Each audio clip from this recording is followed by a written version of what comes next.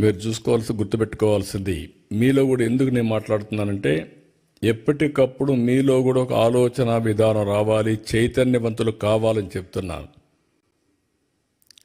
91లో ఆర్థిక సంస్కరణలు వచ్చాయి. నేను 95లో ముఖ్యమంత్రి అయ్యాను. 93 ఆ ప్రాంతంలో ఇంటర్నెట్ రెవల్యూషన్ వచ్చింది. ఎవ్వరూ చేయని సాహసాలు నేను చేశాను. ఆ విషయం మీరు గుర్తుపెట్టుకోవాలి. మొట్టమొదటిగా సెకండ్ జనరేషన్ రిఫార్మ్స్ నేను ప్రారంభించాను. అక్కడి నుంచి ఐటీకి ప్రాధాన్యత ఇచ్చాను. ఐటీ అంటే ఎవరికి అర్థం కానప్పుడు ఐటీని గురించి మాట్లాడమే కాకుండా ఊరూరులో పోయి చెప్పా, మీ పిల్లలకు డబ్బులు ఇవ్వడం కాదు కావాల్సింది, మీ పిల్లలు ప్రయోజకులు కావాలంటే బాగా చదివించండి. మీరిచ్చే 100 ఎకరాలు 50 ఎకరాలు కోటి రూపాయలు లెక్క కాదు, కొన్ని వేల కోట్లు సంపాదించే తెలివితేటలు వస్తాయి వీళ్ళకని చెప్పి ఆ రోజు చెప్పాను. చాలామంది మీరు చూస్తే చరిత్రలో విలేజ్ నుంచి మండలానికో టౌన్కి వెళ్ళిపోయి పిల్లల్ని చదివించడానికి కాపురాలు పెట్టారు. అంటే నా మాట మీద నమ్మారు. నమ్మిన వాళ్ళందరూ బెనిఫిట్ అయ్యారు, నమ్మని వాళ్ళు మళ్ళీ కొంచెం నష్టపోయారు. అది వేరే విషయం. చరిత్రలో అందరూ నమ్మలేరు. అదే మరి హైదరాబాద్ని డెవలప్ చేస్తామంటే నేను చెప్పా ఏం జరగబోతుందో హైదరాబాద్లో అని. తెలివైన వాళ్ళు, ముందుండేవాళ్ళు, పెట్టుబడులు, అది కూడా చెప్పాను. మీరు కూడా భూమి అమ్మద్దండి అని కూడా చెప్పేవాడిని. ఇప్పుడు అమ్మేస్తే మళ్ళీ విలువ పెరుగుతుంది, అప్పుడు బాధపడతారు, ఏదో అవసరం కొద్దికే ఇచ్చేయమని చెప్పాను.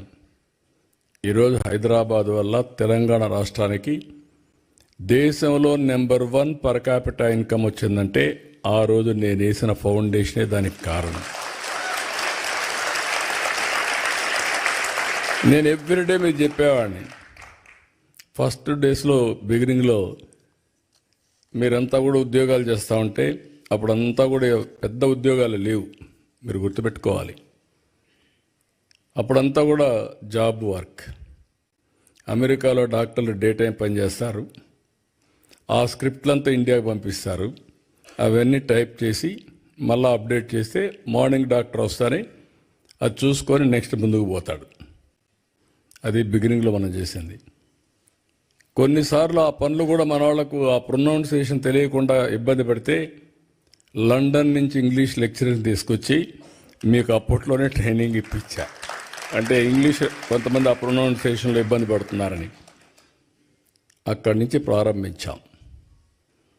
నేను ఎవ్రీడే చెప్పేవాడిని, మీరు ఉద్యోగం చేయడం కాదు, మీరు ఉద్యోగాలు ఇచ్చే స్థాయికి ఎదగాలి, జాబ్ సీకర్ కాదు జాబ్ ప్రొవైడర్గా తయారు కావాలని ఎప్పుడు చెప్పేవాడిని. అంటే ఆంటర్‌ప్రెన్యూర్స్ కావాలని నేను చెప్పడమే కాదు, ఒక 40-50 మంది ఆంటర్‌ప్రెన్యూర్స్ని నాతో తీసుకెళ్ళి ప్రపంచం మొత్తం వాళ్ళకు చూపించి రౌండ్ టేబుల్ కాన్ఫరెన్స్లు పెట్టేవాడిని.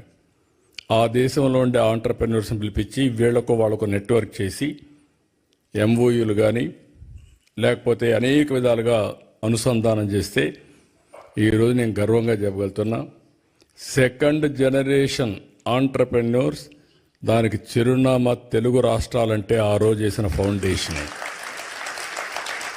ఇప్పుడే మా ఆడబిడ్డ చెప్తా ఉంది, ఆ రోజు చదువుకోవాలంటే ఆడపిల్లలు చదివించేవాళ్ళు కాదు తల్లిదండ్రులు.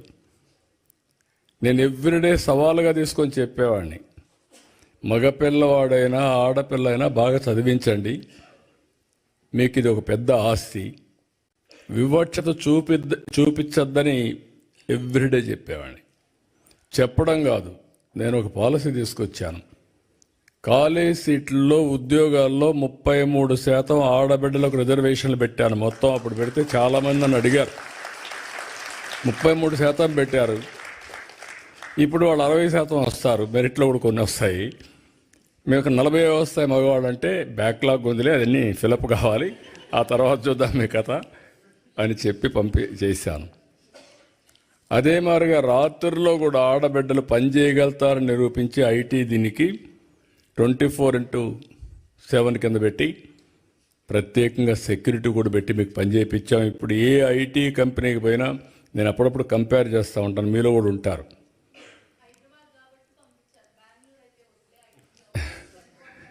అదేమ్మా, ఇప్పుడు మీరు చూస్తే అప్పుడప్పుడు నేను అడుగుతూ ఉంటాను, భర్త భార్య ఇద్దరు ఐటీ ప్రొఫెషనల్స్ ఉంటారు. ఎవరికి ఆదాయం ఎక్కువ వస్తుందంటే ఏమంటారు? మగవాళ్ళు ఏమంటారు? Guess.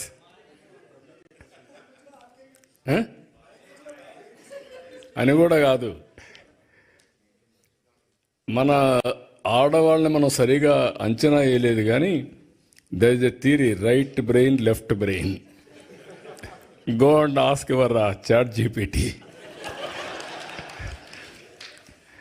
Ladies are more intelligent than men. It is established fact. మనం నమ్మినా నమ్మకపోయినా అది వాస్తవం. అందుకే ఇవన్నీ నేను ప్రమోట్ చేసినప్పుడు నాకు అనిపించింది చాలా. ఇప్పుడు ఎక్కడికి పోయినా కూడా ఇంకొక ఇది కూడా ఉంది, మీకు గుర్తుపెట్టుకోవాలి. మీరు కూడా ఫాలో కాలేదనుకుంటున్నాను నేను, అయితే ప్రమాదం.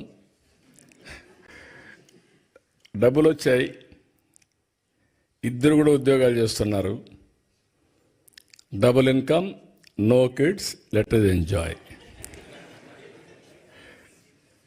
అందుకే ఇప్పుడు యూరోపే కాదు, అన్ని దేశాల్లో కూడా పాపులేషన్ ప్రాబ్లం వచ్చింది, ఏజింగ్ ప్రాబ్లం వచ్చింది. Can you believe? జపాన్ లాంటి దేశం ఇండియా నుంచి మ్యాన్ పవర్ పంపించమని ఫస్ట్ టైం అడుగుతున్నారు. జర్మనీ లాంటి దేశంలో ఇండియన్స్ని యాక్సెప్ట్ చేసి కొంతమంది మనుషులు కావాలని అడిగే పరిస్థితికి వచ్చారు. అంటే ఏదైతే సరైన సమయంలో నిర్ణయం చేయలేకపోయారో దానివల్ల ఆ దేశాలు ఈరోజు మీరు చూస్తే సంపద సృష్టించారు, టెక్నాలజీ ఉంది, అగ్రదేశాలు. మనుషులు లేకపోతే ఎవరికోసం దీనికి ఎవరు ఎంజాయ్ చేస్తారు? That is the stage today. India is very fortunate. 2047కి ఇండియా, నాకు ఏం అనుమానం లేదు, ప్రపంచంలోనే నెంబర్ 1 కానీ నెంబర్ 2 కానీ తయారవుతున్నాం. ఒకప్పుడు నేను ఎక్కడికి పోయినా జూయిష్ అని చెప్పేవాడిని. జూయిష్ ఉన్నారు, ఈ ఊర్లో ఒకరు ఉంటారు,